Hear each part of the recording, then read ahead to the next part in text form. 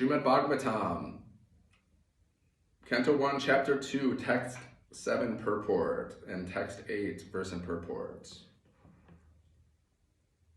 The other high-grade activities designated as sacrifice, charity, austerity, etc. are all corollary factors following the pure and scientific bhakti cult. The principles of knowledge and detachment are two important factors on the path of transcendental realization. The whole spiritual process leads to perfect knowledge of everything material and spiritual, and the results of such perfect knowledge are that one becomes detached from material affection and becomes attached to spiritual activities. Becoming detached from material things does not mean becoming an inert altogether, as men with poor fund and knowledge think. Nice karma means not undertaking activities that will produce good or bad effects. Negation does not mean negation of the positive. Negation of the non-essentials does not mean negation of the essential. Similarly, detachment from material forms does not mean nullifying the positive form. The bhakti cult is meant for realization of the positive form. When the positive form is realized, then the negative forms are automatically eliminated. Therefore, when the positive form is realized, the negative forms are automatically eliminated.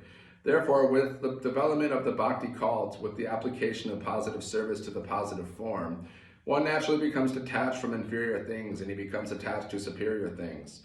Similarly, the bhakti cult, being the supermost occupation of the living being, leads him out of material sense enjoyment. That is a sign of a pure devotee. He is not a fool, nor is he engaged in the inferior energies, nor does he leave material value, nor does he have material values. This is not possible by dry reasoning. It actually happens by the grace of the Almighty. In conclusion, one who is a pure devotee has all other good qualities, namely knowledge, detachment, etc. But one who has only knowledge or detachment is not necessarily well acquainted with the principles of the bhakti cult. Bhakti is the supermost occupation of the human being.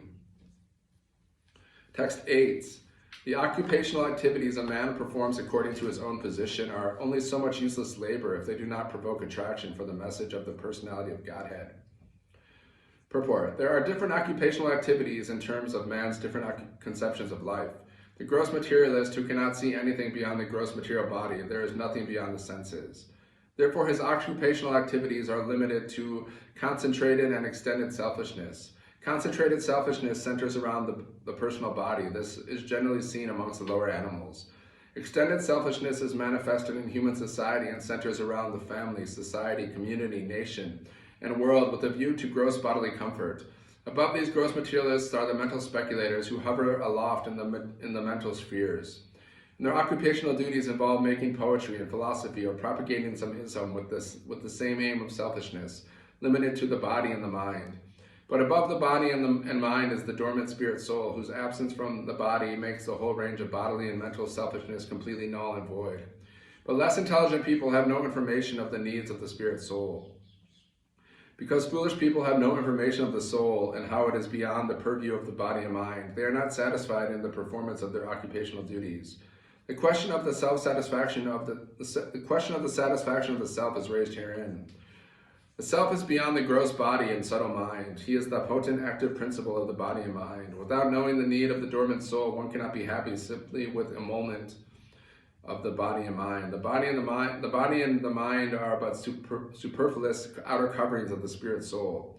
The spirit soul's needs must be fulfilled. Simply by cleansing the cage of the bird, one does not satisfy the bird. One must actually know the needs of the bird himself. The need of the spirit soul is that he wants to get out of the limited sphere of material bondage and fulfill his desire for complete freedom. He wants to get out of the covered walls of the greater universe. He wants to see the free light in the spirit. That complete freedom is achieved when he meets the complete spirit, the personality of Godhead. There is a dormant affection for God within everyone. Spiritual existence is manifested through the gross body and mind in the form of perverted affection for gross and subtle matter. Therefore, we have to engage ourselves in occupational engagements that will evoke our divine consciousness. This is possible only by hearing and chanting the divine activities of the Supreme Lord. In any occupational activity,